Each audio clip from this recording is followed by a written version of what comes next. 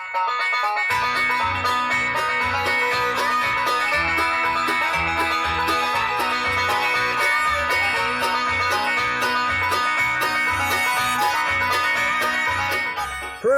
the Lord, everyone. Brother Roop here. We're in the book of Acts, chapter 16, verse 35. Here, my subscriber, thank you very much. I'm honored and privileged. If you like these short videos, 5 to 10 minutes long, verse by verse of the Bible, go ahead and subscribe and ring the bell. So we're in the book of Acts, chapter 16, verse 35. That's where Paul and Silas get thrown in jail in Philippi because they were teaching a new religion, which was illegal back then, actually. They got scourged pretty well and thrown in prison. An earthquake happened by God, and the chains fell off and all the doors opened up. And it was enough for the jailer to become saved with all his family and servants, and turned out well. Of course, I'm sure Paul and Silas were still, their backs were still hurting, but no pain, no gain, right? God didn't promise a rose garden, so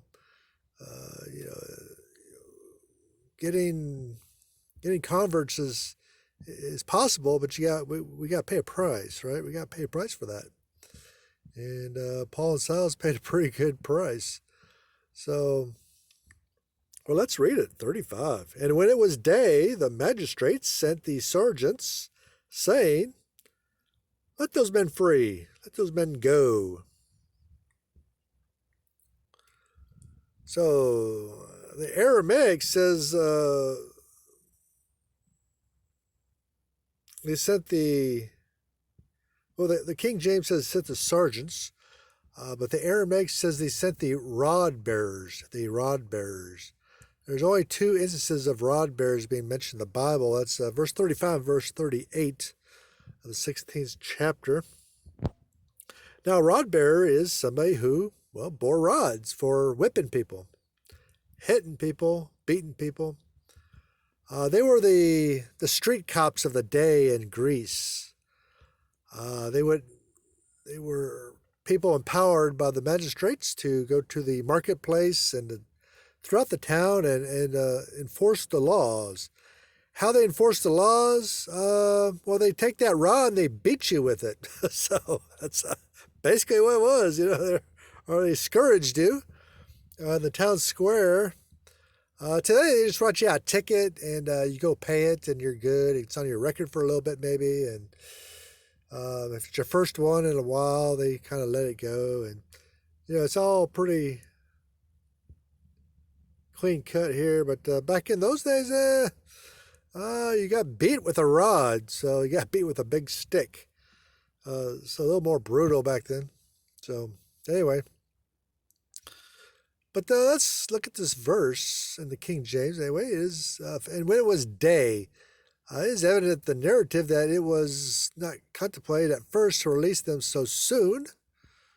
Verses 22 and 24, but is not known what produced this charge or purpose of the magistrates. It is probable, however, that they had been brought to reflection somewhat, as the jailer had, by the earthquake, and that their consciences had been troubled by the fact that in order to please the multitude, they had caused strangers to be beaten and imprisoned without a trial, and contrary to Roman laws.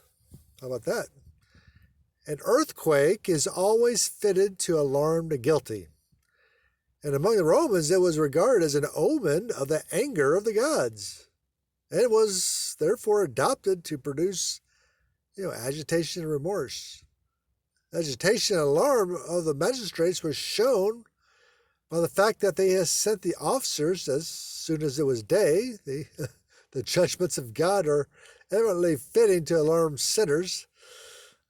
Two ancient manuscripts read this: the manuscripts were alarmed by the earthquake sent the magistrates, or the sergeants.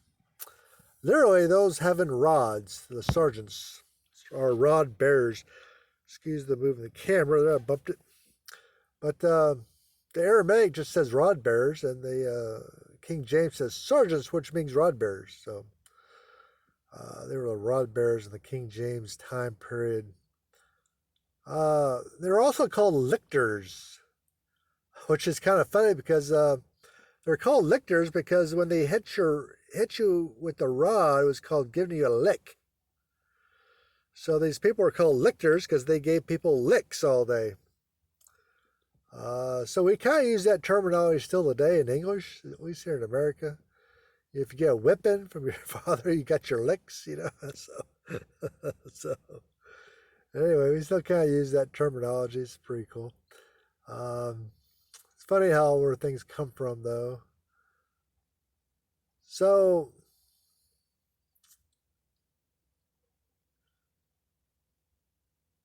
the magistrates who were alarmed by the earthquake sent these rod bearers to release the apostles.